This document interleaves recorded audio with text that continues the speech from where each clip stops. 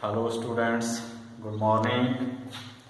हमने मैथ्स की first unit कर ली थी, सेकंड यूनिट कर रहे हैं हम।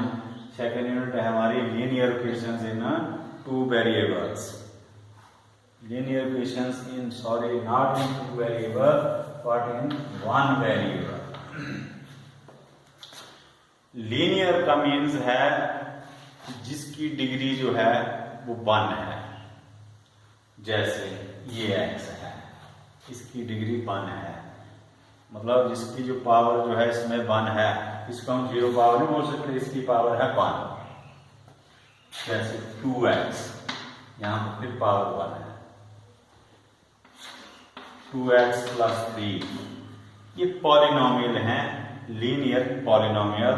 और इक्वेशंस तब बनती हैं ये जब हम इनको बीच में अगर कोई इक्वलिटी का साइन आता है। जैसे 2x + 3 = 5। अब ये इक्वेशन है और इस इक्वेशन में हमने क्या करना है, ये जो वेरिएबल है हमारा, ये x, y, z, ये सारे क्या होते हैं, हमारे वेरिएबल होते हैं। ये अननोन है, इसलिए हमने इनकी वैल्यूज ज्ञात करनी होती है। तो इस चैप्टर में हम जितने भी वेरिएबल हमें मिलेंगे उनकी हमने वैल्यू ज्ञात करनी है। और जो हमारे पॉलिनोमियल हैं या लीनियर पॉलिनोमियल हैं या लीनियर इक्वेशंस हैं, उनमें इक्वलिटी का साइन होगा। हम इसमें हमने फर्स्ट एक्सरसाइज कर भी ली थी हमने, तो जब थोड़ा सा फिर हम इसके ऊपर इसको रिवाइज कर लेते हैं।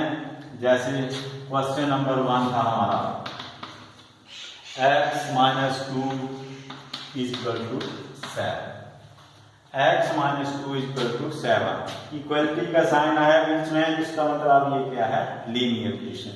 लीनियर इसलिए है जो भी हमारा वेरिएबल है उसकी पावर 1 है, इसलिए इसको हम लीनियर इक्वेशन बोल रहे हैं।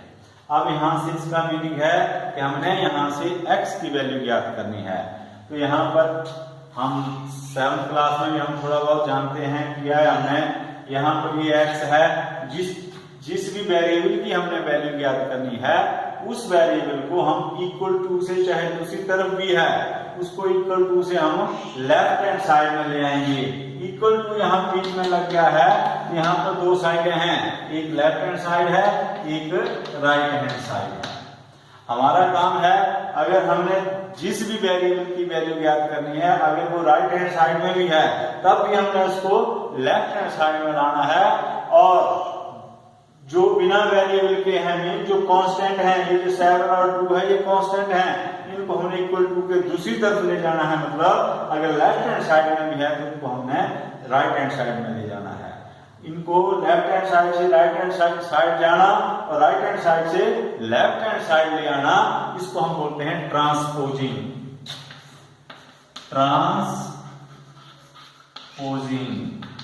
Left hand side to right hand side and right hand side to left hand side. और ट्रांसपोजिंग के दौरान हम जो सबसे इंपॉर्टेंट चीज है वो आपने याद रखनी, किसी भी टर्म को अगर हम लेफ्ट हैंड साइड से राइट हैंड साइड की तरफ ले जा रहे हैं तो उसके लिए हमने सिंबल चेंज करना है। अगर जिस तरह -2 इस तरफ माइनस का है, दूसरी तरफ चला जाएगा तो प्लस का हो जाएगा। Number 1, number 2। इसी तरह राइट हैंड साइड से हमें किसी भी टर्म को हमने लेफ्ट हैंड साइड की तरफ ले आना है तो उसका भी सिंबल चेंज हो जाता है। तो इस चीज का विशेष ध्यान रखा जाता है कि left hand side to right hand side, right hand side to left hand side, you have to change the symbol, it is most important.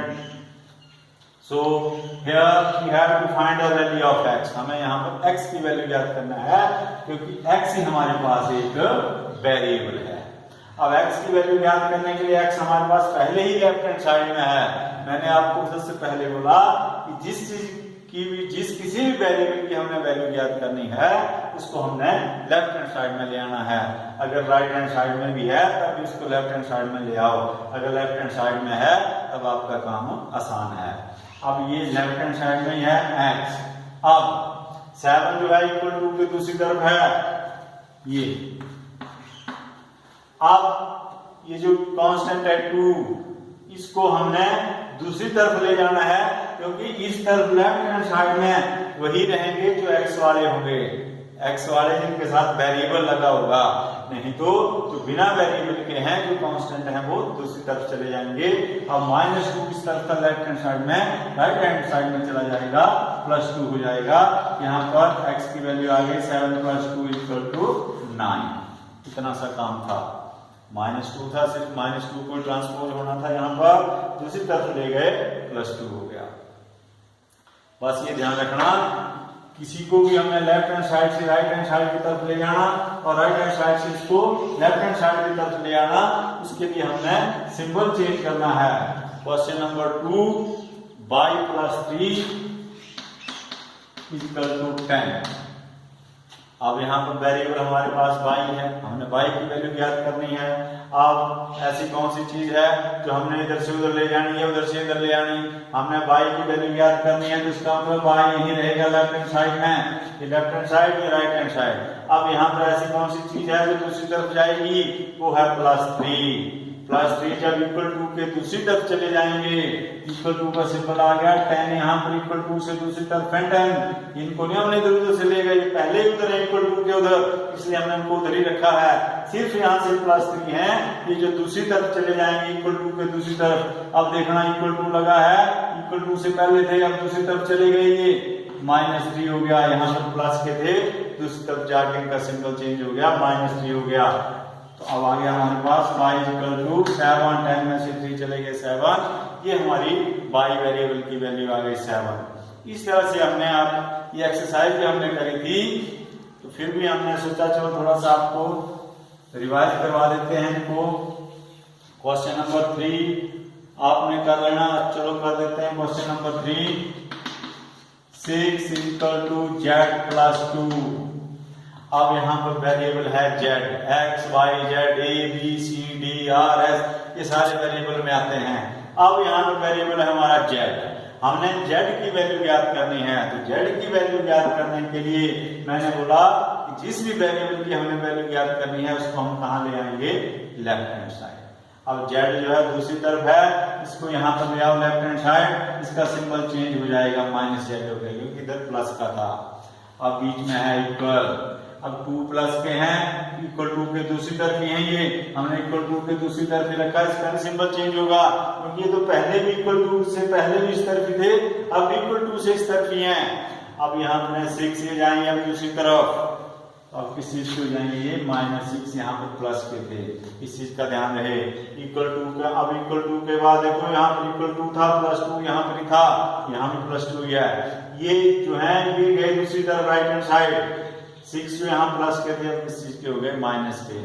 यहाँ पर आ गया -z = -4। 6 और 2 जो होते हैं -4 होते हैं, एंड z, ये जो z है इसका मतलब है -1z = -4, z = -4/-1, 4 को 1 से डिवाइड करें 4 आ जाता है, इस -1 से दूसरी तरफ जाके डिवाइड हो जाता है।